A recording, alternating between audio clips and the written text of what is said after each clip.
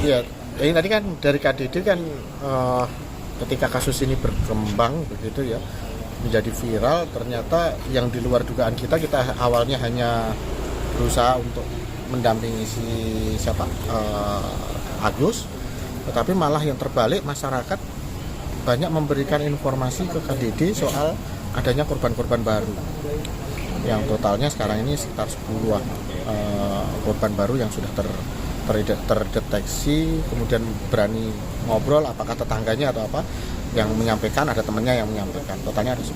Dan saat sekarang ini ada yang langsung mendatangi ke kita dan kami arahkan ke Polda.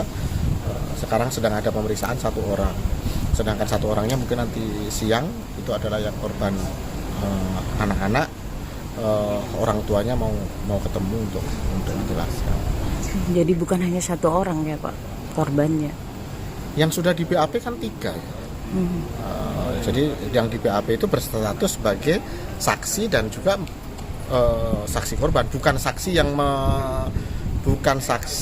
yang menyaksikan atau menjadi saksi perbuatan kepada si pelapor yang pertama, tetapi dia menjadi saksi sebagai korban selanjutnya. Oke, Pak, ini kan sebagai pendamping disabilitas ini, komite disabilitas daerah. Posisinya kan banyak orang bertanya, ini membela disabilitasnya, Agusnya, atau apa posisinya Pak Joko ini? KDD itu kan bertugas, salah satunya bukan dalam artian membela ya, tetapi KDD memastikan bahwa hak-hak Agus sebagai disabilitas di dalam proses hukum itu terpenuhi. Nah, tetapi ketika di dalam pelaksanaan itu ternyata kita juga menemukan, artinya ada korban yang lain yang tadi malah kemudian melapor juga ke KDD. KDD kan mau tidak mau juga harus menindaklanjuti, tidak mendiamkan itu. Kalau mendiamkan kan artinya kita kalau ada perbuatan yang salah dari disabilitas kemudian kita membenarkan, itu kan juga nggak benar. Nah, artinya kita memberikan perlindungan itu pada porsinya, sesuai dengan hak yang harus diterima oleh Agus ini sebagai tersangka. Itu yang publik harus tahu ya Pak? Yang harus tahu. Jadi bukan berarti ketika kemudian KDD menangani kasus disabilitas kemudian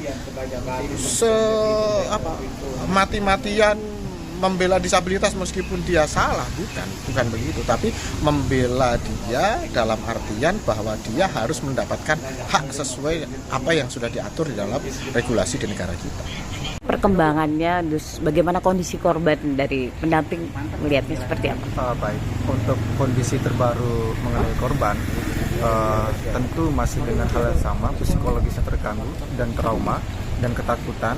Itu ketakutannya untuk dia menutup media sosialnya, meng-off-kan seluruh media sosialnya karena ketakutan tadi, dan dimana korban sendiri bilang kenapa dia menutup media sosial.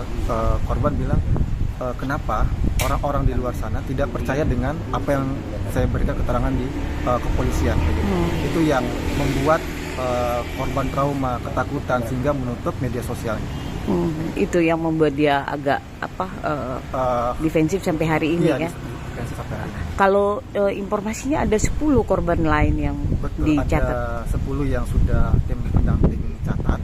Kemungkinan ada lebih dari 10 karena dari pihak homestay pun, dari pimpinan pemilik homestay itu menyampaikan keterangan ada 9 yang dilihat bahwa Agus ini membawa perempuan ke homestay. Ada 9, otomatis bisa dijumlahkan 19 orang kemungkinan. Kalau kita gabungkan dengan keterangan dari pihak homestay. Oke. Ini jadinya bertambah terus ya? Bertambah terus.